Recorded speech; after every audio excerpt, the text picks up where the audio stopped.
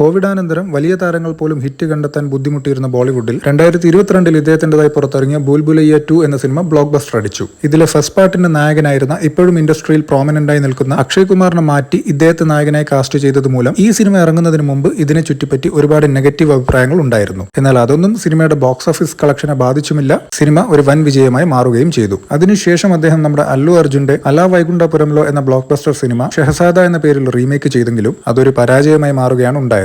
എന്നാൽ അതേ വർഷം പുറത്തിറങ്ങിയ സത്യപ്രേം കി കഥ എന്ന സിനിമയിലൂടെ അദ്ദേഹം ഹിറ്റ് ട്രാക്കിലേക്ക് തിരിച്ചു വരികയും ചെയ്തു. തൊട്ടടുത്ത വർഷം ഇറങ്ങിയ ചന്തു ചാമ്പ്യൻ എന്ന സിനിമ പോസിറ്റീവ് റിവ്യൂസ് നേടിയെങ്കിലും ബോക്സ് ഓഫീസിൽ അതൊരു പരാജയമായിരുന്നു. എന്നാൽ അതേ വർഷം അവസാനം ഭൂൽഭുലയ്യ ഫ്രാഞ്ചൈസിലെ മൂന്നാമത്തെ സിനിമയിലൂടെ അദ്ദേഹം വീണ്ടും തിരിച്ചു വരികയാണ്. 400 കോടിക്ക് മേലെ കളക്ട് ചെയ്ത ആ ഒരു സിനിമ കരിയറിലെ ഏറ്റവും വലിയ വിജയവുമായി മാറി. സോ ഇൻഡസ്ട്രിയിൽ വന്ന് 14 വർഷങ്ങൾ കൊണ്ട് പല ഹിറ്റുകളും സൂപ്പർ ഹിറ്റുകളും ബ്ലോക്ക് ബസ്റ്ററും നേടിയെടുത്ത ഒരു നടൻ, ഒരു നോൺ നെപ്പോ കിഡ് അല്ലെങ്കിൽ ഒരു പ്രോപ്പർ ഔട്ട്സൈഡർ. പക്ഷെ കാര്യങ്ങൾ ഇങ്ങനെയൊക്കെ ആണെങ്കിലും ഇന്ന് ഇദ്ദേഹത്തിന്റെ സിനിമയുമായി ബന്ധപ്പെട്ട ഒരു അപ്ഡേറ്റ് വന്നാൽ അതിന് താഴെ ഒരുപാട് നെഗറ്റീവ് കമന്റുകൾ നമുക്ക് കാണാൻ കഴിയും. 2000ന്റെ തുടക്കത്തിൽ ബോളിവുഡിൽ കാലുകുത്തിയ ജോൺ എബ്രഹാമിന് ശേഷം മറ്റൊരു ഔട്ട്സൈഡറും അവിടെ ഇത്രയും കാലം ലീഡ് റോളിൽ നിലനിന്നിട്ടില്ല. അങ്ങനെ ഒരാൾ ഉണ്ടായിരുന്നു, എന്നാൽ അദ്ദേഹം ഇന്ന് ഈ ലോകത്തില്ല. ഇവിടെയാണ് ഒരു ആവറേജ് ബോളിവുഡ് ഫാനിന്റെ ഇരട്ടത്താപ്പ് നമുക്ക് കാണാൻ കഴിയുന്നത്. മരണപ്പെട്ട സുശാന്ത് സിംഗ് രാജ്പുത്തിനെ പറ്റിയുള്ള ഒരു പോസ്റ്റിന് കീഴെ നെപ്പോട്ടിസമാണ് ഇദ്ദേഹത്തിന്റെ വിയോഗത്തിന് കാരണം, ഔട്ട്സൈഡേഴ്സിനെ ആരും സപ്പോർട്ട് ചെയ്യില്ല എന്നൊക്കെ കമന്റ് ചെയ്തവർ തന്നെ ജീവിച്ചിരിക്കുന്ന ഇതേ ഇൻഡസ്ട്രിയിൽ ഒറ്റയ്ക്ക് ഒരുപാട് ദൂരം മുന്നോട്ട് പോയിക്കൊണ്ടിരിക്കുന്ന കാർത്തിക് ആര്യന്റെ വീഡിയോയുടെ കീഴെ വന്ന് നെഗറ്റീവ് കമന്റ് ഇടുകയും ചെയ്യും. സോ നെപ്പോട്ടിസം കാരണമാണ് ഒരാൾക്ക് ജീവൻ നഷ്ടമായതെന്ന് ഇക്കൂട്ടർ വിശ്വസിക്കുന്നുണ്ടെങ്കിൽ അതുപോലെ അടുത്തൊരാൾ ഉണ്ടാവാതിരിക്കാനല്ലേ ഇവർ നോക്കേണ്ടത്.